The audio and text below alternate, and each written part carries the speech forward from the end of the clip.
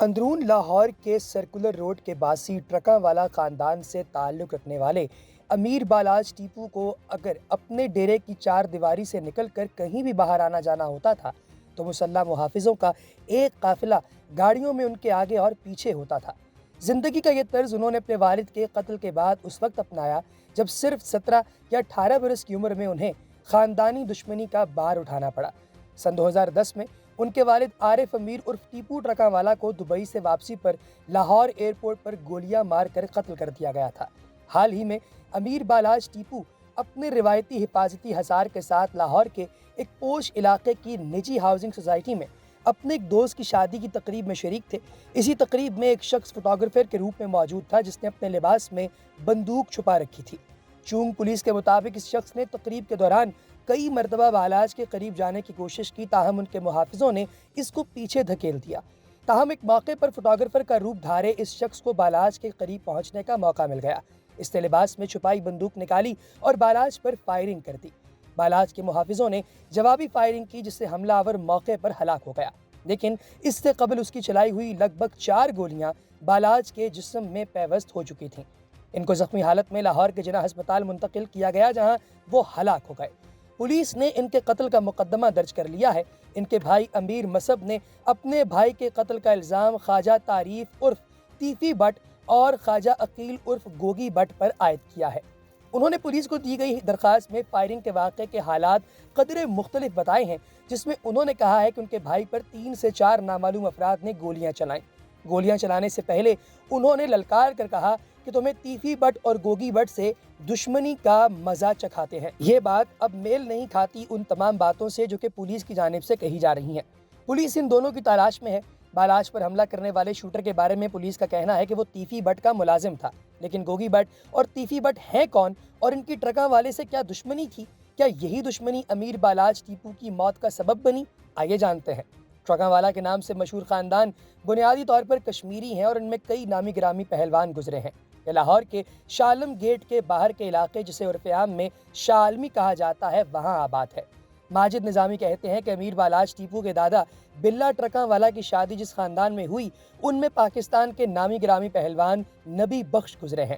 وہ بتاتے ہیں کہ ٹیپو ٹرکاں والا کے 2 ماموں بھی مشہور پہلوان ہیں جن کا نام خالد محمود عرف بھائی پہلوان اور سلطان پہلوان ہے۔ یہ دونوں اپنے اکھاڑے بھی چلاتے تھے۔ پہلوانوں کے اس خاندان کا نام گڈز ٹرانسپورٹ کے ساتھ جڑا ہے جس میں ان کے درجنوں کی تعداد میں ٹرک پاکستان کے طول و عرض میں چلتے ہیں اور گڈز ٹرانسپورٹ کرتے ہیں۔ لاہور کی شالم یا پھر شالمی مارکیٹ میں بھی اس خاندان کا بڑا اثر و رسوخ ہے۔ یہی قریب بلا ٹرکاں والا کا ڈیرا بھی ہوا کرتا تھا جو نسلوں میں آگے چلتا چلتا آج بھی موجود ہے۔ اسی ڈیرے میں بہت سارے پہلوان بھی آ کر بیٹھتے ہیں اور صحافی ماجد نظامی کے مطابق بلا ٹرکاں والا کی آشنائی اس دور کے اندرون لاہور کے انڈر ورلڈ سے اس طرح ہوئی کہ ان کے ڈیرے پر اشتہاری پناہ لیتے تھے اور پھر ان اشتہاریوں کو وہ اپنے کاموں کے لیے استعمال کرتے، لیکن زیادہ تر یہ کام معمولی نوعیت کے جرائم تھے جن میں بیشتر دکانوں پر قبضہ کرنے جیسے معاملات ہوتے تھے یا پھر بدماشی اور لڑائی جھگڑے وغیرہ کے واقعات ہوتے تھے۔ تاہم بڑھتے ہوئے یہ کام یہاں تک پہنچا کہ ان کے آدمیوں کے ہاتھوں ایک قتل ہو گیا۔ اس واقعے میں بلا ٹرکاں والا کے جوان بیٹے ٹیپو ٹرکاں والا کا نام آ رہا تھا اور اس قتل اور اس سے جڑے بعد کے واقعات نے ٹرکاں والا خاندان کے لیے زندگی کا رخ ہمیشہ کے لیے تبدیل کر دیا، لیکن اس کے چند حقائق کے حوالے سے مختلف آراء پائی جاتی ہیں۔ صحافی ماجد نظامی کے مطابق یہ قتل کا واقعہ تھا اور اس کے مقدمے میں بلا ٹرکاں والا کے بیٹے عارف امیر عرف ٹیپو ٹرکاں والا کا نام آ رہا تھا۔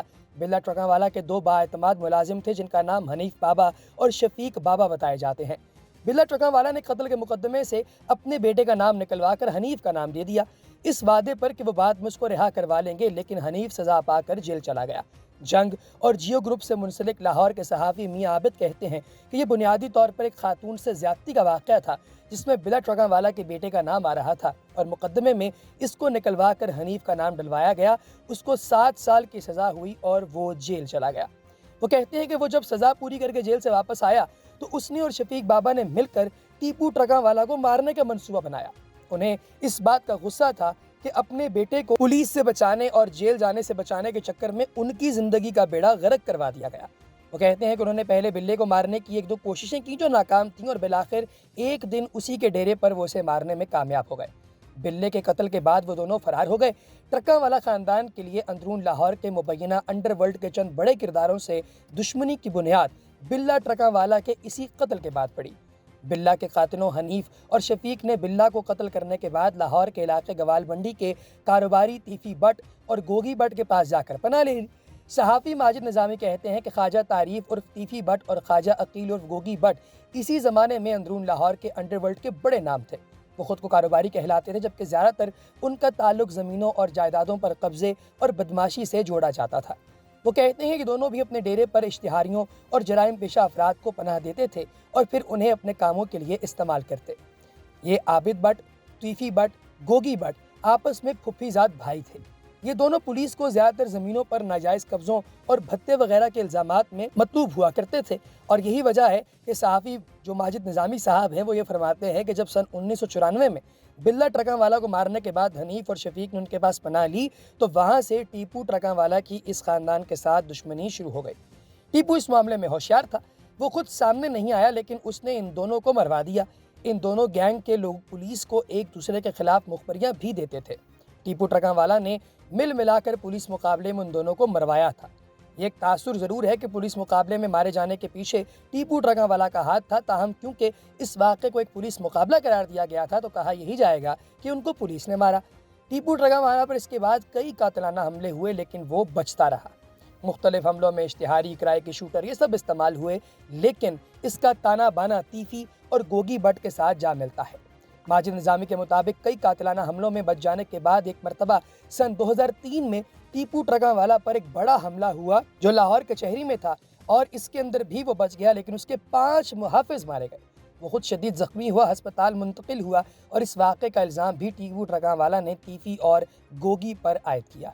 इस वाक़े के बाद टीपू अपने ख़ानदान को दुबई मुंतकिल कर गया और ख़ुद भी कुछ अरसे के लिए बाहर चला गया। टीपू ट्रकावाला का कारोबार क्योंकि लाहौर में था, इसलिए वो इसके मुकम्मल तौर पर छोड़ने के हक़ में नहीं थे।